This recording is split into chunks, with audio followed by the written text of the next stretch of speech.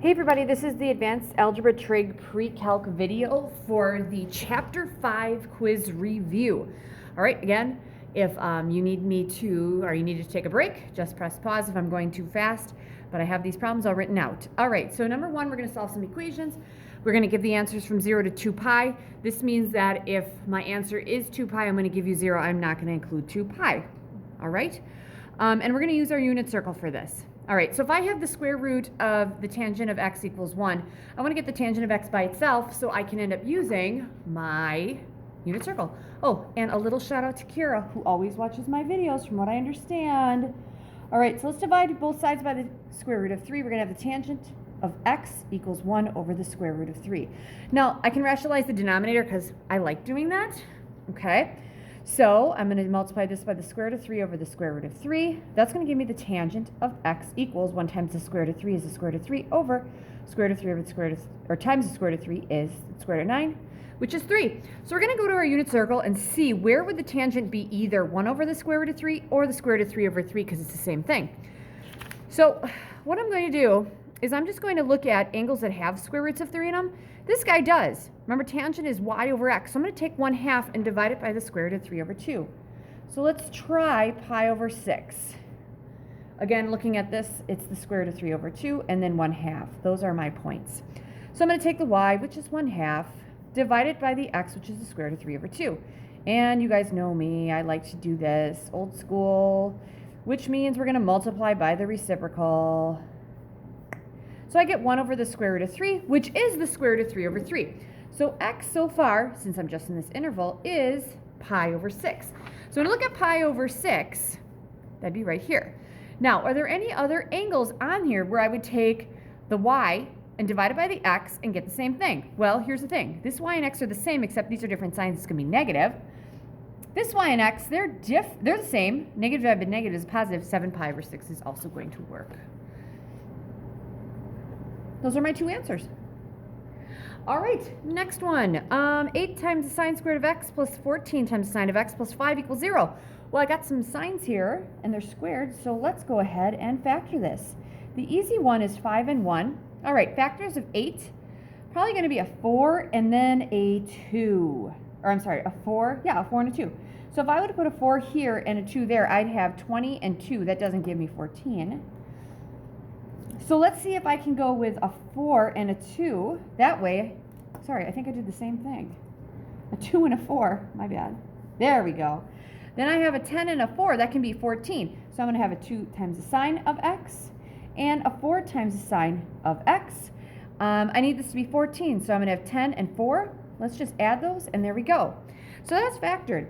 So I'm going to take 2 times the sine of x plus 1 and set that equal to 0. And then 4 times the sine of x plus 5 and set that equal to 0. I'm going to subtract 1 divided by 2.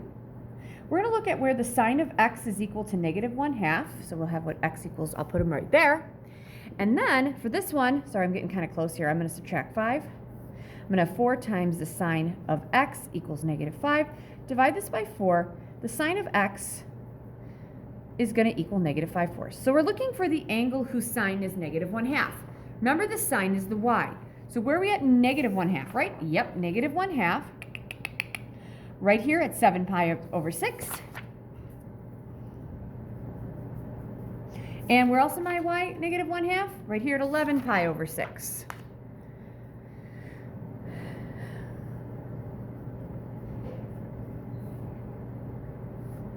All right. So the next thing is, where's the sine negative 5/4? Well, I'm looking at my unit circle and I'm not seeing 5/4, and I shouldn't, because the sine is my y. The sine can only get to be negative 1. Negative 5/4 is negative 1 and 1/4. You will not have a sine that's negative 1 and 1/4. It does not work. All right, so the only answers I have here, again, since I am working just in this, that interval, is 7 pi over 6 and 11 pi over 6. Next, prove. All right, so for proof, I basically think that it's easier to come up with this. I'm sorry, the bigger side, make it the smaller side. So when I'm looking at this, I'm first noticing that the numerator, I can factor a cosine out. So I'm going to do that. And so when I factor a cosine out of a sine squared, I'm going to have the sine squared of x. All right. And then I'm going to have plus, when I factor out a cosine out of a cosine squared, or cubed, I'm going to have a cosine squared of x. That's over the sine of x. Well, the sine squared plus the cosine squared is a 1. I'm going to have the cosine of x then over the sine of x. The cosine over the sine is the cotangent of x. There it goes. That works. It checks. Shouldn't have check marks there. I should have an equals. All right. So there you go. That's my first one. All right. Next proof. I'm getting down there. All right. The sine squared of x over the cosine of x equals the secant minus the cosine. All right. So what am I going to do here? All right. Let's see here. I eventually need to have a minus sign. And I know I can change a sine squared with a minus sign, because if I know the sine squared plus the cosine squared equals 1, couldn't I say that the sine squared of x equals 1 minus the cosine squared of x? I'm going to see if that works. So I'm going to substitute that for that.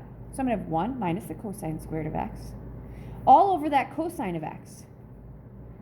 All right, now what I'm going to do is I'm going to rewrite each of these with a denominator. So I'm going to have 1 over the cosine of x. I'm just going to rewrite it. Minus the cosine squared of x over the cosine of x. 1 over the cosine, hey, that's the secant. I like to peek over off to the right. Cosine squared over the cosine. Well, wouldn't one of these divide out with one of those, leaving me with the cosine? Guys, that's what I need, and that's it. That has been proved. Not going to lie, that one wasn't too bad. Next proof.